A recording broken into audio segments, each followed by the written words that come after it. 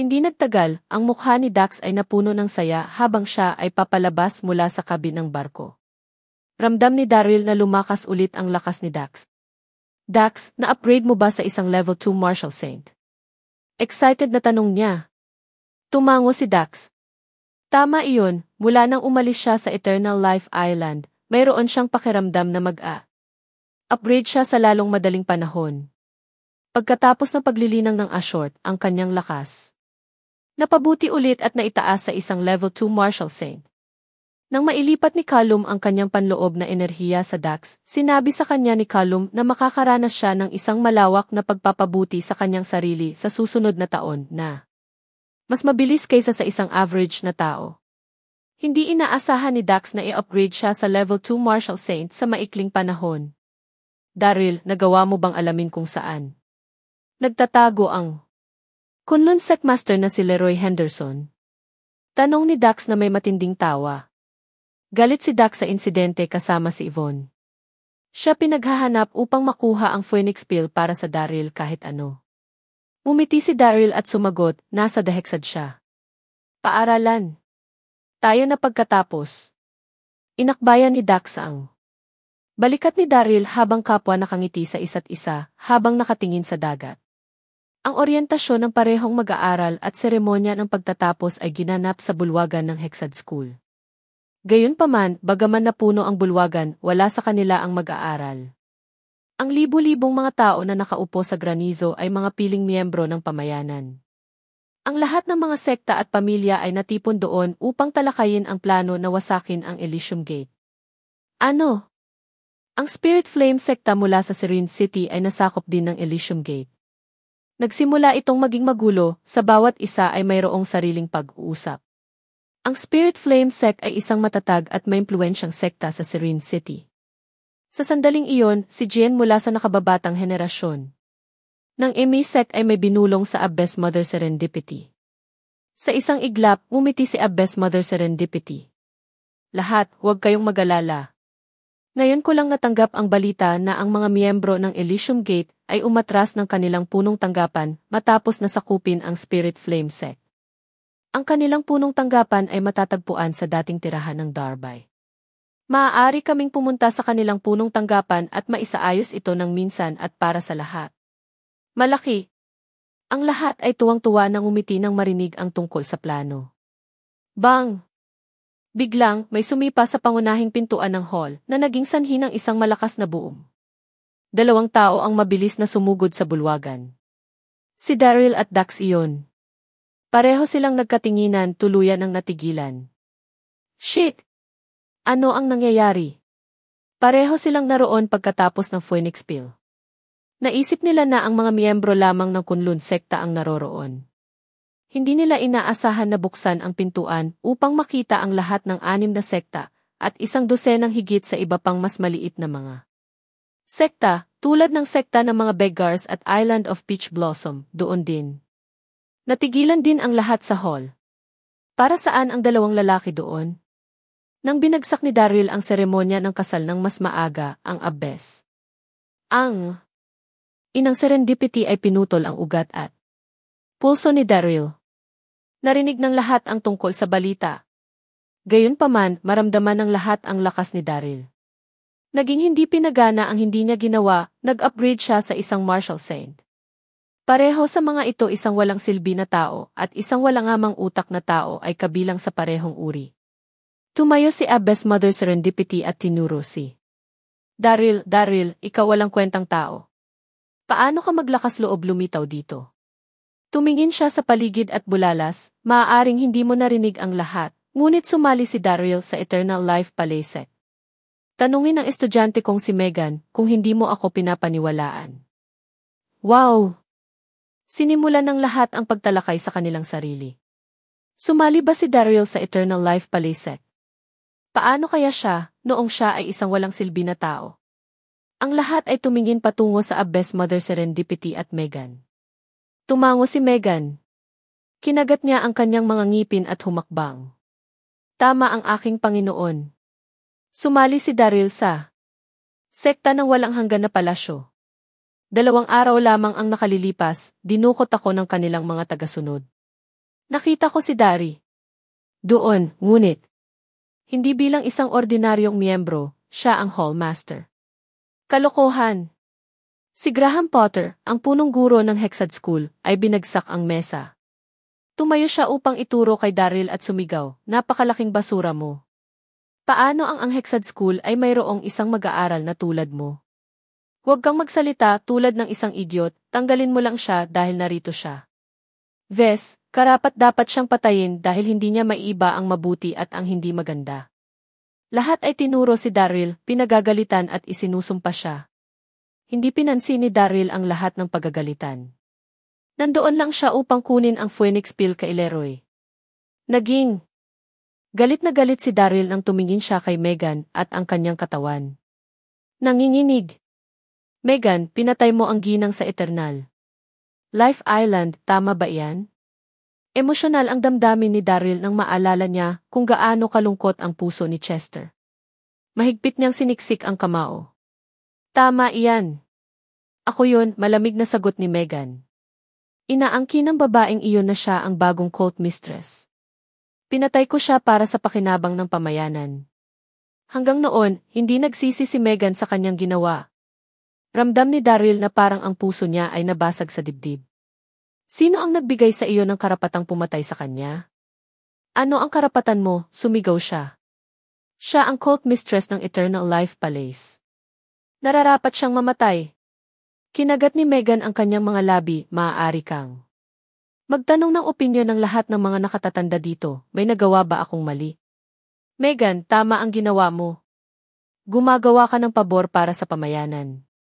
Matapos marinig ang sinabi ng lahat, hindi na nakatiis si Dax. Sumabog siya, lahat kayo. Inaangkin na marangal, ngunit haha, anong biro? Ikaw namatay ang isang tao, at iyong na-claim ito ay para sa kapakinabangan ng mga komunidad. Ano ang mahusay na dahilan, Bullshty? Ikaw ay hindi higit sa isang pangkat ng mga taong mademonyo. Wow! Galit na galit ang lahat. Marami sa kanila ang tumayo at pinagalitan habang nakaturo kay Dax. Anong sinabi mo? Sino sa palagay mo ay dapat kang magbigay ng puna tungkol sa amin? Gusto mo ring mamatay? Daryl, nagkamali ako na isipin na ikaw ay mabuting tao. Kinutya niya, ngayon alam ko kung anong demonyo ka. Sumagot si Daryl, Megan, mutual ang pakiramdam. Nabulag ako bago ito. Hindi kita papatawarin sa pagpatay mo kay Adina sa buong buhay ko. Haharapin ko kayo tungkol dito sa paglaon. Lumingon si Daryl at sinamaan ng tingin si Leroy. Leroy, narito ako para sa isang layunin lamang. Ibigay ang Phoenix Pill at malilimutan ko ang nakaraan.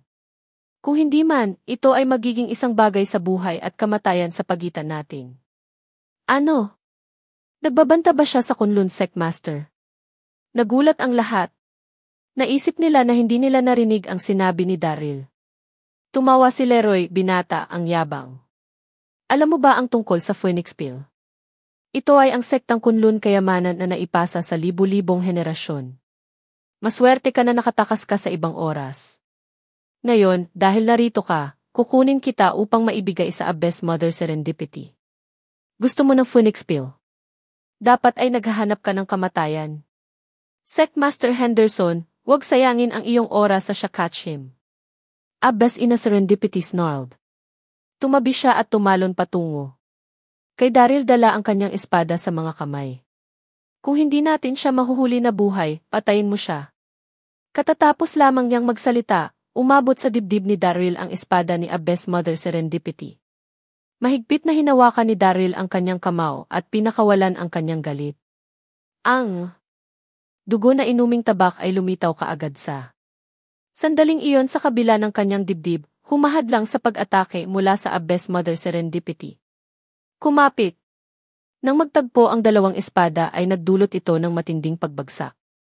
Bumawi si Daryl ng ilang hakbang pabalik mula sa talim ng maisariwang dugo na nagspray mula sa kanyang bibig. Bagaman ang kapangyarihan ni Daryl ay umabot sa level 1. Marshal Saint, hindi pa rin siya laban para sa Abyss Mother Serendipity. Siya ay isang level 5 Marshal Saint sa loob ng ilang taon. Ang kanyang kapangyarihan ay malayo sa Daryl. Bang! Ang Abyss Mother Serendipity ay itinaas ang kanyang mga braso ng dahan-dahan. At ang kanyang matinding panloob na enerhiya ay sumakop sa buong bulwagan. 10 miles Green Lily. Sinabi ng Abyss Mother Serendipity ang apat na salitang dahan-dahan. Sa susunod na sandali, nahati ang hangin sa harap niya. Daan-daang mga berdeng mga liryo ang lumitaw na buong paligid nito. Ang lahat ng mga liryo ay nabuo mula sa kanyang panloob na enerhiya. Swish! Ang ilang daang berdeng mga liryo ay nagsimulang manginig sa maikling sandali lamang sa lahat ng mga talulot ay nahuhulog, lumulutang sa hangin. Ang bawat isa sa mga petals ay nabago sa isang matalim na talim. Libu-libong mga blades ang lumipad patungo sa Daryl. Mamatay ka, halimaw ka. Malamig na sigaw ni Abyss Ina Serendipity. Swish! Swish! Ang libu-libong matalas na talim ay sumugod patungo kay Daryl. Natigilan si Daryl. Iyon ang unang pagkakataon na nasaksihan niya ang espesyal na pamamaraan ng Abyss Mother Serendipity. Hindi niya akalain na ganito kadilim. Sa isang iglap lang ng mata, pawis na pawis si Daryl sa sobrang pagtulo ng pawis niya. Walang paraan na maitago niya mula sa libu-libong mga blades na nagmula sa lahat ng direksyon. Daryl! Agad na hinarang ni Dax si Daryl at itinaas ang kanang braso, lumilikha ng isang kalasag. Dang! Dang! Ang mga blades ay kumatok sa kalasag na lumilikha ng malakas na bangs. Bagaman si Dax ay isang level 2 martial na santo, natigilan pa rin siya sa kapangyarihan ni Abyss Mother Serendipity. Gaano siya kadilim? Daryl, magtago ka. Sigaw ni Dax. Matapos niyang mapangalagaan si Daryl mula sa lahat ng mga talim, sinisingil niya patungo sa Abyss Mother Serendipity ang kanyang napakalaking palakol sa kanyang kamay. May plano si Dax na saktan ang Abyss Mother Serendipity at ay hostage siya upang makuha ang Phoenix Pill. Hindi inaasahan ng Abyss Mother Serendipity na may upgrade si Dax sa level 2 Master Saint. Bumagsak ang palakol ni Dax sa baywang. Bang! Hindi inasahan ni Dax na hindi masasaktan ang Abyss Mother Serendipity. Napabalikwas siya ng ilang hakbang. Anong nangyari? Tuliro si Daryl. Mabilis niyang tinipon ang kanyang saloobin. Ito ay ang Celestial Silkworm Armor. Ang Abyss Ina Serendipity ay nakasuot ng Celestial Silkworm Armor. Megan! Sigaw ni Daryl na may mga mata na duguan. Ikaw ang nagnakaw ng kataas-taasang misteryo ng banal na kasulatan at ng Celestial Silkworm Armor. Sa buong oras, inisip ni Daryl na si Evelyn ang nagnanakaw sa kanila habang siya at ang kanyang mga kaibigan ang nagpapakain sa kanya ng alak buong gabi. Hindi niya kailanman naisip na si Megan pala iyon. Tama, kinuha ko sila, sagot ni Megan. Nakakatawa ito. Nang hilingin sa akin ng guro na kunin ang kataas-taasang misteryo ng banal na kasulatan noong isang araw. Labis akong nagkonsensya at naawa ako sa iyo. Para akong isang tanga. Megan! Mahigpit na ikinuyom ni Daryl ang kamao. Galit na galit siya. Ihinto ang pag-aaksaya ng oras, mamatay. Tinaas ni Leroy ang pulso at inilahad ang Crescent Moon Blade. Siningil niya kay Dax. Mahigit 20 miyembro ang sabay na nag-charge sa kanila. Lahat sila nakapaligid kay Dax at Daryl. Dang! Ang sword ng pag-inom ng dugo ni Daryl ay nagbabago sa lahat ng. Ngunit hindi niya maipagtanggol ang kanyang sarili laban sa napakaraming tao. May hiniwa sa likuran ni Daryl at may sariwang dugo na tumulo. Hawak ni Daryl hindi nagpapalabas ng tunog. Nagsisi siya na nandyan siya. Naisip niya na si Leroy lamang at ang sektang Kunlun sa bulwagan. Sa pag-upgrade ni Dax sa level 2 Martial Saint, madali niyang talunin si Leroy sa tulong ni Daryl. Sino ang may alam na maraming mga tao na nagtipon sa bulwagan? Sa mas mababa sa 1 minuto, Daryl ay 12 ng mga pagbawas. Tumatagos ang sariwang dugo sa buong katawan niya. Nakakaloka si Dax at tinadtad ang 7. 8 tao gamit ang kanyang palakol. Sinuntok siya ni Leroy sa dibdib at natumba siya pabalik kay Daryl. Kapatid Dax, lahat ang may kasalanan sa akin, singhal ni Daryl. Basura, kasama namin ito. Nagpatuloy si Dax. Kung mamamatay tayo ngayon, papatay tayo sa kagalakan. Malaki. Sigaw ni Daryl. Pareho silang nag-charge laban sa iba pa. Dang! Dang! Hindi maalala ni Daryl kung gaano katagal siya nakipaglaban at kung gaano karaming mga hiwa ang sa kanyang katawan. Siya ay buong natakpan ng dugo, ramdam ang masakit na sakit sa buong paa, likod, dibdib, sa buong katawan. Biglang, tumagos ang isang tabak sa balikat ni Daryl nang bumagsak si Daryl sa lupa at naramdaman ang pag-agos ng kanyang lakas. Tinamaan ni Leroy si Dax at natumba siya. Tumayo sa likuran niya ang Abyss ina Serendipity at tumusok sa kanyang tiyan. Sigaw ni Dax at bumagsak sa sahig. Dax! Sigaw ni Daryl. Nais niyang puntahan si Dax, ngunit bago siya tumayo, hindi mabilang na mga tao ang nagsimulang mag-charge sa kanila na gumagamit ng mga nagniningning na talim at mga espada. Pareho ba silang mamamatay doon? Galit na galit si Daryl. Mamatay ka! Sigaw ni Leroy habang sinisingil ang talim niya kay Daryl. Dax, humihingi ako ng tawad. Kasalanan ko ang lahat. Kinuyom ni Daryl ang kamao. Ipinikit niya ang kanyang mga mata, pakiramdam ng walang pag-asa. Bang! Sa mismong pinaka-kritikal na sandali, isang punyal ang tumama sa talim ni Leroy. Sa isang malakas na pag-crash, natumba si Leroy.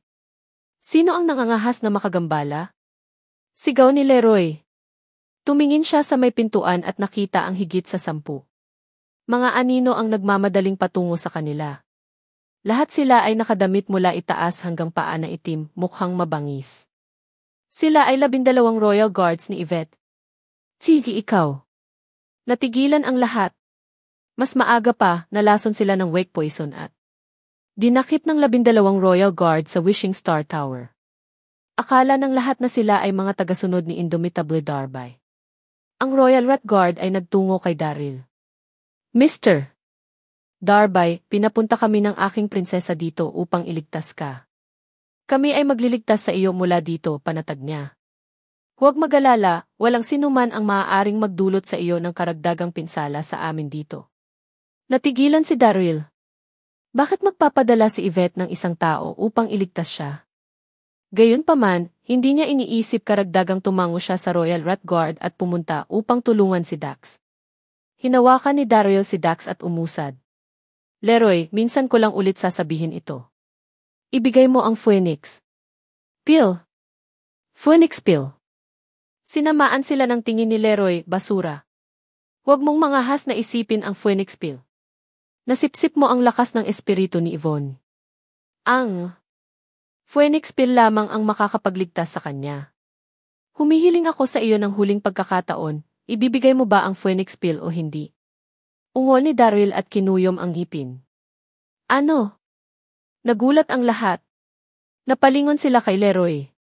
Mayroon lamang isang pamamaraan ng sumisipsip na espiritu enerhiya sa mundong ito, ang madilim na paraan. Gayunpaman, ang pamamaraan ay nawala maraming henerasyon na ang nakakaraan. Paano magkakaroon ng pamamaraan si Leroy? Napanatili ni Leroy ang isang madilim na ekspresyon. Hindi niya maaaring ipaalam sa sinuman na nilinang niya ang madilim na paraan. Basura mo, anong kalokohan? Dumura siya kay Daryl. Walang kinalaman sa akin ang insidente ni Miss Yao. Ang Phoenix Pill ay ang kayamanan ng sektang Kunlun. Paano ko ito ibibigay sa iyo? Pumunta sa impyerno. Itinaas muli ni Leroy ang kanyang talim upang singilin patungo sa Daryl, pag-bypass sa Royal Rat Guard. Hawak ng Royal Rat Guard sina Daryl at Dax sa bawat braso at mabilis na lumayo sa hall. Kapag sila ay nasa labas, tumalon siya pasulong at sinama sina Daryl at Dax. Lumipad sila sa hangin at umalis sa Hexad School. Leroy, hindi mo ako binigyan ng Phoenix Pill. Gagawin ko pumatay sa iyo. Sigaw ni Daryl ng malakas na kaya niya habang nasa hangin siya. Magaspang ang boses niya. Ang naiisip niya lang ay si Yvonne. Mamamatay si Yvonne nang wala ang Phoenix Pill. Basura! Gaano ka mangahas na humingi ng Phoenix Pill? Lumabas si Leroy sa hall at itinuro ang hangin papunta kay Daryl. Mabuti, mabuti, mabuti. Pulang-pula ang mga mata ni Daryl. Gamit ang kanyang panloob na lakas, umungol siya, Leroy. Sa loob ng 3 araw, wawasakin ko ang sektang Kunlun at ang buong bundok ng Kunlun. Ang dumadugong kulog ni Daryl ay narinig sa buong Donghai City. Natahimik ang lahat sa hall. Makalipas ang ilang segundo, tumawa ang ilang tao. Haha! Anong basura ang sinasabi niya? Nais niyang sirain ang sektang Kunlun? Haha! Isa lamang siyang Master Saint. Haha! Master Henderson, narinig mo ba siya? Ang piraso ng basurahan ay nais niyang sirain ang Kunlun sekta. Haha! Nagtawanan ang lahat. Hindi mapigilan ni Leroy na. Tumawa. Nababaliw siya. Baliwalain natin siya. Siya ay lamang ng isang clone. Ang pinakamahalagang bagay ngayon ay upang talakayin kung paano sirain ang Elysium Gate. Walang sinumang seryoso sa mga salita ni Daryl, ang mga salita mula sa isang lalaki na halos namatay. Anong biro? Sina Daryl at Dax ay dinala sa isang pribadong paninirahan sa hilaga ng Donghai City ng 12 Royal Guards. Napakalaki ng lugar. Sa bukal na gawa ng tao sa mapayapang kapaligiran nito, maihahalin tulad ito sa Carter Mansion. Sa pintuan ng pangunahing bulwagan, inanunsyo ng Royal Rat Guard, Princess, na ligtas natin sila. Inilagay ng Royal Rat Guard si Daryl at Dax sa sahig. Si Dax ay malubhang nasugatan at wala pa ring malay. Sumugod si Daryl upang suriin ang kanyang vitals. Alam na ligtas siya, napabuntong hininga si Daryl. Isang ginang na may masikip na maong at stilettos ang lumakad sa bulwagan, mukha siyang kamangha-mangha. Si Yvette yon. Bumalik sa bagong daigdig, si Yvette ay isang prinsesa na nagsuot ng mga suot na sutla. Sa Earth Universe, siya ay tumingin ng mas kaakit-akit sa modernong damit. Ang lahat ng 12 Royal Guard ay namangha rin. Mabuti. Maaari kang umalis kasama si Dax at bigyan siya ng mga kinakailangang paggamot, utos ni Yvette. Opo, sagot ng 12 Royal Guard. Sila naiwan kay Dax. Sina Daryl at Yvette lang ang nasa bulwagan. Tahimik silang nagkatinginan. Sa wakas ay napasinghap si Daryl matapos hindi malaman kung gaano karaming oras ang lumipas. Paano mo nalaman na nasa panganib kami ni Dax? Bakit mo kami sinagip? Nag-ingat si Daryl mula noong si Yvette ay prinsesa ng bagong daigdig. Ngumiti si Yvette at hindi direktang tumugon. Daryl, maging patas ka. Hindi ka ba dapat nagpapasalamat sa aking pagligtas sa iyo? Bakit mo ako kinu-question? Mula nang dumating si Yvette sa Earth Universe, sumusunod na siya sa kinaroroonan ng mga pangunahing sekta. Of course, alam niya Daryl at Dax ay heading sa ang Hexad lungsod. Maraming salamat, kinilala ni Daryl. Puno ng dugo ang katawan ni Daryl. Pilit niyang pinagsisikapan na mabitin ng hindi mabilang na mga sugat sa buong katawan. Si Dari, na binubuli ng mga pangunahing sekta ay nakakaramdam ng kakilakilabot, hindi ba? Ngumiti si Yvette. Pinagmasdan niya si Daryl habang nagsasalita siya, ay hindi, sayang talaga kung gaano kakahirap tingnan. Ngumiti si Daryl ngunit hindi umimik. Humakbang palapit si Yvette at bumulong sa tainga ni Daryl, may paraan ako upang maiwasan ka na bully ulit. Kung ang Elysium Gate ay sumali sa bagong daigdig, bibigyan kita ng pamagat na Master of Martial Art Community. Masasakop mo ang buong pamayanan. Ano sa tingin mo? Nag-aalala si Yvette kay Daryl matapos niyang magsalita. Nagkibit balikat si Daryl. Nakaramdam siya ng pagkabalisa sa pagbulong ni Yvette sa tainga. Nakangiting sagot ni Daryl. Yvette, meron ka overestimated ako. Anong swerte ang mayroon ako upang makilala ako ng bagong daigdig? Bukod, sinasamba ko ang kalayaan, kaya't hindi ako sanay na kontrolin ng iba. Patawad. Siya tunog malubhang determinado. Nabigo si Yvette. Daryl, alam mo bang maraming tao ang naging mayaman at sikat pagkatapos sumali sa New World? Bukod, may utang ka pa rin sa isang bagay. Mula noong sinagip ko si Yvonne kanina. Sinabi mong sasang-ayon ka sa kung anuman ang aking hiling.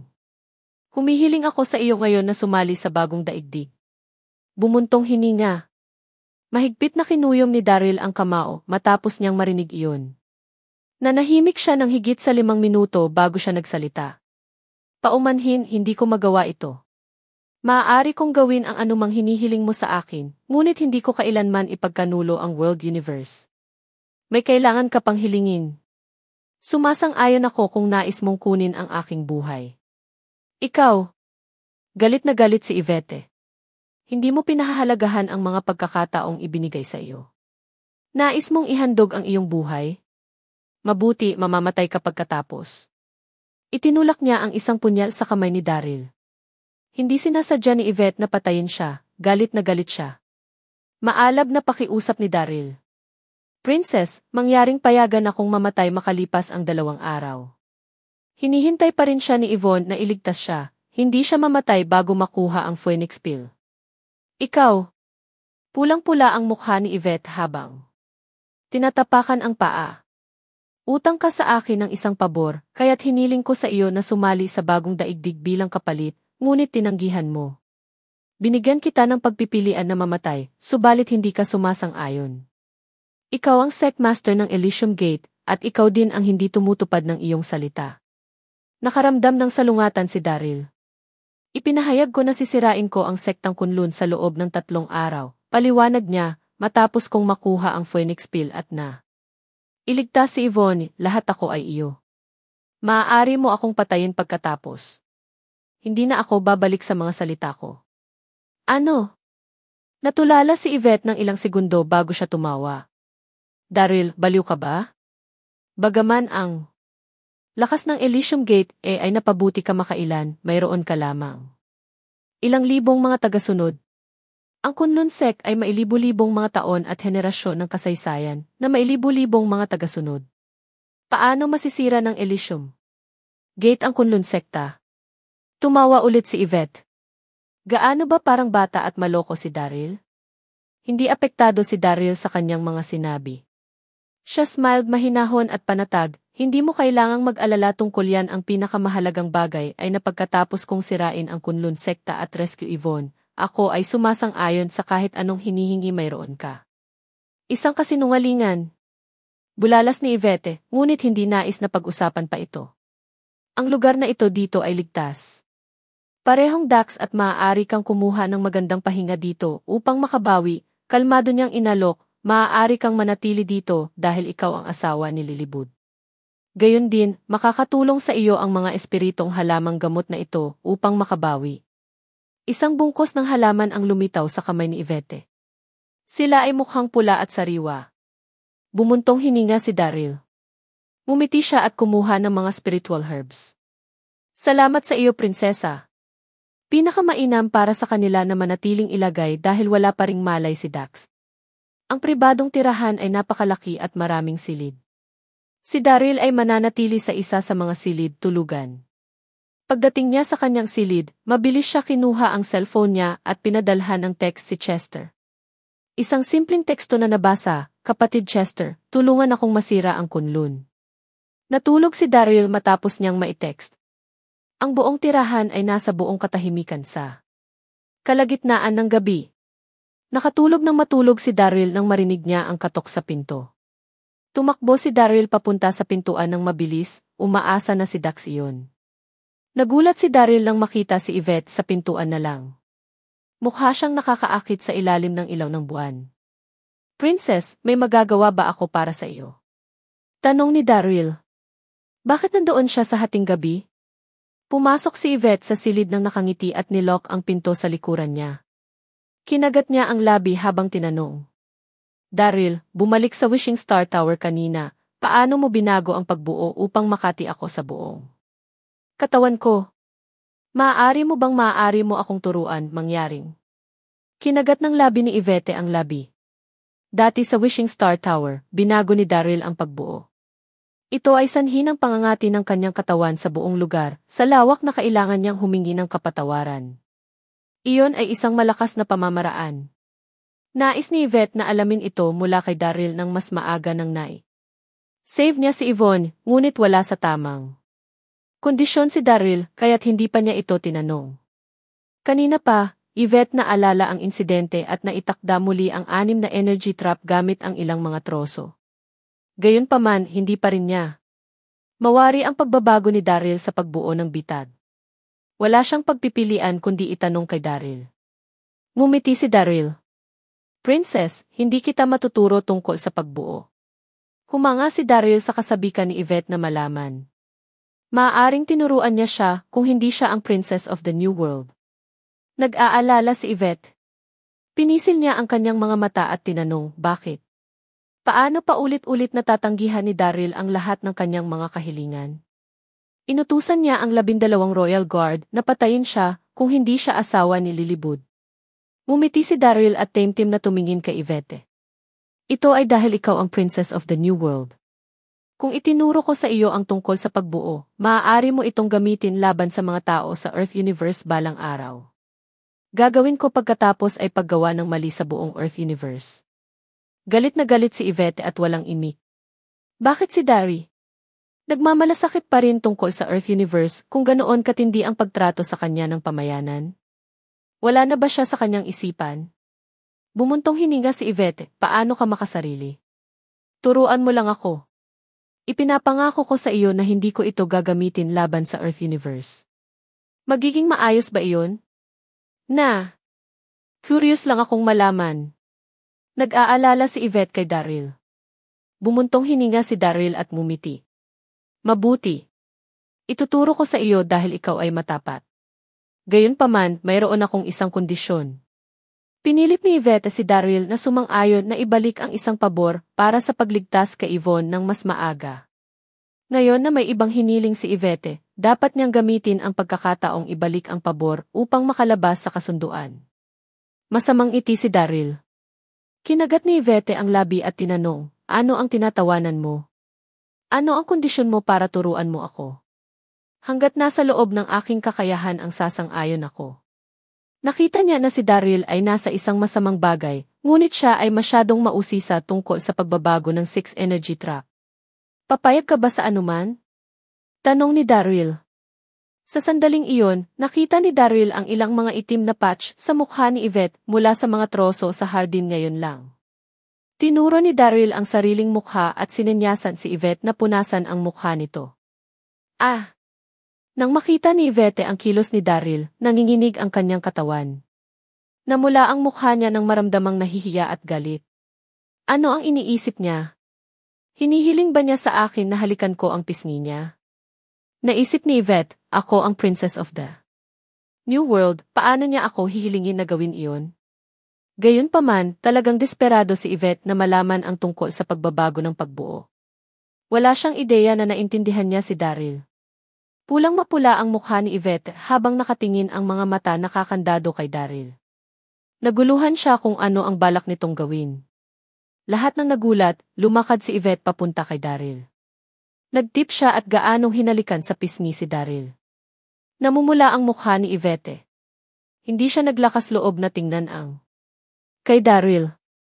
Shy tea. Para saan iyon? Naging blanko ang isip ni Daryl. Tumingin siya kay Yvette ngunit walang imik. Shit, hinalikan lang siya nito. Ang prinsesa ng bagong daigdig ay ligaw. Umiikot ang ulo ni Daryl. Mukha siyang tuliro. Ano ang ginagawa mo? Galit na galit si Yvette nang makita ang inosenteng mukha ni Daryl. Inapakan niya ang kanyang mga paa at tinanong, hindi mo lang ako hiniling na halikan kita? Paano niya mapagkunwari na walang nangyari? Pinadyakan ng husto ni Yvette ang paa ni Daryl. Ouch! Napanganga si Daryl at napatalon sa gulat. Hindi. Kita hiniling na halikan mo ako. Pumunta, tumingin sa salamin. Mayroong isang itim na basura sa iyong mukha. Tinuro ko ang mukha ko para hilingin sa iyo na punasan mo ang sa iyo. Ano ang iniisip mo? Ikaw. Tumalikod si Yvette at naglakad papunta sa salamin. Namumula ang mukha ng kanya. Nais niyang maghukay ng butas at magtago dito. Iyon ang ibig sabihin ni Daryl. Ano ang iniisip ko? Gaano ba kahihiyang ito? Napaisip si Yvette. Daryl, ikaw di. Napatingin si Yvette sa sahig at sumipa. Daryl. Tuturuan mo ba ako o hindi? Sige. Tuturuan kita. Pinigilan ni Daryl ang tawa nito habang tumango. Kung tatanggihan niya ang ag-ain nito, galit na galit si Yvette. Nagsimulang magbahagi si Daryl tungkol sa pagbuo habang pareho silang nagtungo sa hardin. Tinuruan niya ang lahat tungkol sa pagbabago ng pagbuo. Si Yvette ay matalino, nagawa niyang agad na kunin ang ideya. Tuwang-tuwa siya na nakalimutan niya ng buo ang tungkol sa nakakahiyang insidente kanina pa. Matapos ang mga ito, bumalik si Daryl sa silid. Tumunog ang kanyang cellphone nang nakahiga siya sa kama na malapit nang makatulog. Si Zephyr ayon. Ang nanginginig na boses ni Zephyr ay dumaan matapos kumonekta ang tawag. Secmaster, nagkakaproblema kami.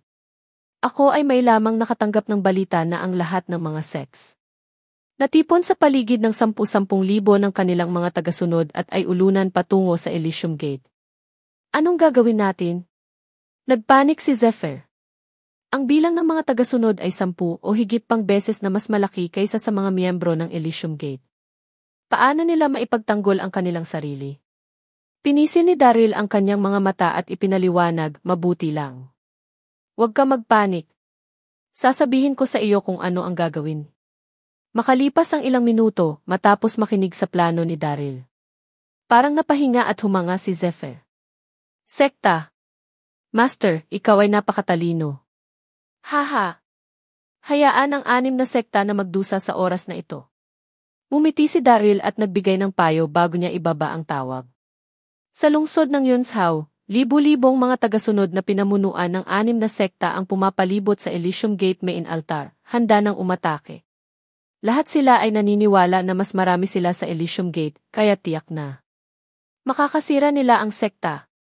Gayunpaman, hindi nila napansin na maraming mga Heaven Energy Tree sa paligid ng pangunahing dambana. Ang mga puno ay inilipat doon magdamag mula sa burol. Sa katunayan, ang mga puno ay bahagi ng isang pormasyon. Ipinasa ni Daryl kay Zephyr kahapon ang kaalaman sa nabumubuo ng 10 direksyon makadiyos na pagbubuo. Ang pormasyon ay naitala sa Baiki Formation, napakalakas at enchanted. Walang nakapansin kahit ano at pumasok doon mismo. Tulad ng inaasahan, lahat sa kanila ay nawala at nakulong sa pagbuo. Ang mga miyembro ng Elysium Gate ay nagsagawa ng pagkakataon at inilunsad ang kanilang pag-atake patungo sa mga nasa pormasyon. Ang labanan ay tumagal ng higit sa kalahating araw. Ang lahat ng mga miyembro ng sekta ay nagdusa. Nawala sa kanila ang ikalimang bahagi ng 10,000 ng mga tagasunod. Matapos ang karanasang iyon, hindi na nila itinuloy ang pag-atake pa. Ang mga miyembro ng Elysium Gate ay nagtago sa loob ng dambana. Mayroong pagbuo sa labas ng dambana. Walang paraan upang maatake sila ng 6 na sekta. Naghihintay lamang sila para sa mga miyembro ng Elysium Gate na umalis sa dambana upang sirain sila. Gayunpaman, walang pag-sign ng alinman sa mga miyembro ng Elysium Gate na patungo, kaya't walang pagpipilian ang grupo, kundi umalis na pagkatapos maghintay ng walang pasensya. Ang Elysium Gate ay naging tanyag pagkatapos ng laban na iyon. Narinig ng lahat ang tungkol sa kung paano sumali ang 6 na sekta, ngunit natalo ng Elysium Gate. Parami ng parami ang mga tao na nagmula sa lahat upang sumali sa sekta. Samantala, sa pamilyang Carter, naglaro si Sarah sa swing ng kasama ang maraming mga kabataang kababaihan na nakikipag-chat at tumatawa sa kubo na malapit. Lahat sila ay kanya mga kaibigan, inanyayahan niya sila habang maganda ang panahon. Si Sarah, habang tumatayon pataas at pababa, ay nasiglang sumigla, narinig mo ba ang tungkol sa nangyari kahapon? Ang 6 na sekta ay sumali sa puwersa upang sirain ang Elysium Gate, ngunit lahat sila ay natrap sa pagbuo na itinakda nila sa huli. Madali na natalo ng Elysium Gate ang 6 na sekta. Humanga siya ng labis, gaano katapang ang Elysium Gate. Ang natitirang mga kababaihan ay sabay na tumango bilang pagsang-ayon. Tama iyan. Ang ilang libong mga ito ay natalo ang 10,000 ng mga tagasunod mula sa 6 na sekta. Paano hindi ka panipaniwala? Narinig ko rin ang tungkol doon. Ang pagbuo ng ang Elysium Gate ay hindi ka panipaniwala, maging ang 6 na sekta ay natrap. Ang balita sa Elysium Gate na natalo ang 6 na sekta ay kumalat sa buong komunidad. Isang matikas na ginang ang naglakad palapit sa kanila, ay hawak na isang plato ng prutas. Mga batang babae, ano ang pinagsasabi ninyo? Ang matikas na ginang ay ninong ni Daryl, si Susan Creek. Ina! Umiti si Sarah at lumakad upang hawakan ang braso ni Susan. Ina, pinag-uusapan natin ang tungkol sa Elysium Gate. Nagkataon mo bang alam ang Indomitable Darby, ang Sectmaster ng Elysium Gate? Hindi ko alam tulad ng isang tanyag na tao. Ngumiti si Susan. Narinig ni Susan ang balita tungkol sa pag-atake. Ang Elysium. Ginamit ng gate ang 10 Gold Formation upang talunin sila. Bagaman nagsaliksik siya sa mga pormasyon, ang 10 Gold Formation ay masyadong advanced.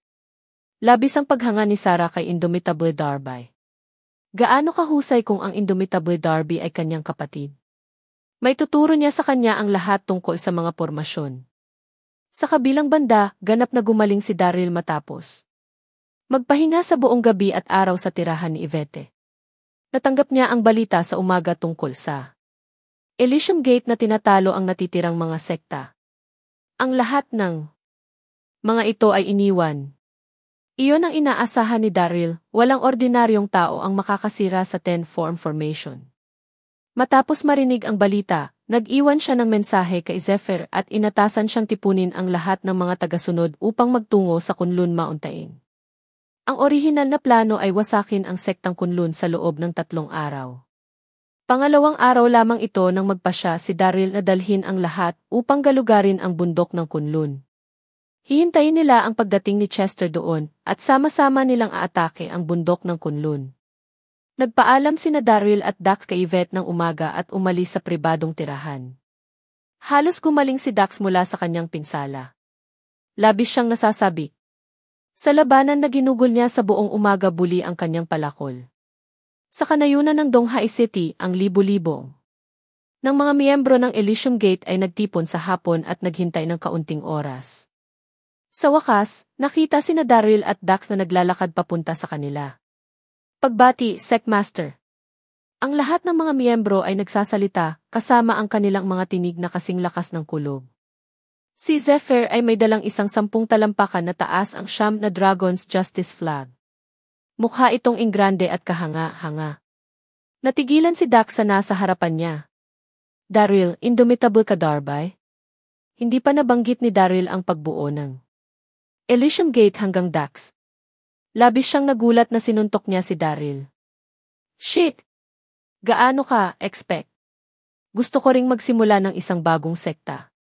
Kabilang sa kanilang 3, si Chester ay ang Eternal Life Palace Sectmaster at si Daryl ay ang Elysium Gate Sectmaster. Kailangan niya rin ng sekta para sa kanyang sarili. Dax, maaari kang bumuo ng isang sekta na nagngangalang Flower Mountain, tumawa si Daryl, tulad ng Monkey King. Bullshit! Tumawa si Dax, tinapik ang balikat ni Daryl habang nagsisimula na sila sa kanilang paglalakbay. Pinamunuan nila ang libu-libong mga miyembro ng Elysium Gate sa likuran nila habang papunta sa Kunlun Mountain. Sa Donghai City, umupo si Lily sa sopa sa mansyon. Siya ay naguluhan noong nakaraang ilang araw. Ang kanya nadurog ang puso nang marinig ang balita tungkol sa seremonya sa kasal ni Daryl at Yvonne. Hindi niya matanggap ang katotohanan na may kasal sila. Sino siya kung si Yvonne ay asawa ni Daryl? Kanina, umalis si Lily sa konsyerto sa galit at hindi siya pinigilan ni Daryl. Simula noon, si Daryl ay hindi pa nakakauwi at hindi na tumawag. Sa tuwing pumasok si Lily sa silid at nakita si Yvonne na nakahiga doon, hindi niya maiwasang makaramdam ng pait. Lilybud, dalhan mo ako ng tubig. Pagod na ako. Binuksan ni Samantha ang pinto at naglakad papasok. 2 linggo na ang nakalilipas, Nad. Ayos si Lola Lindo ng isang tour event hiniling kay Samantha na tumulong. Dahil sa kakulangan sa tauhan. Ang kaganapan sa paglilibot kumita ng maraming pera, at si Samantha ay nakakuha ng isang malaking bonus. Natuwa siya.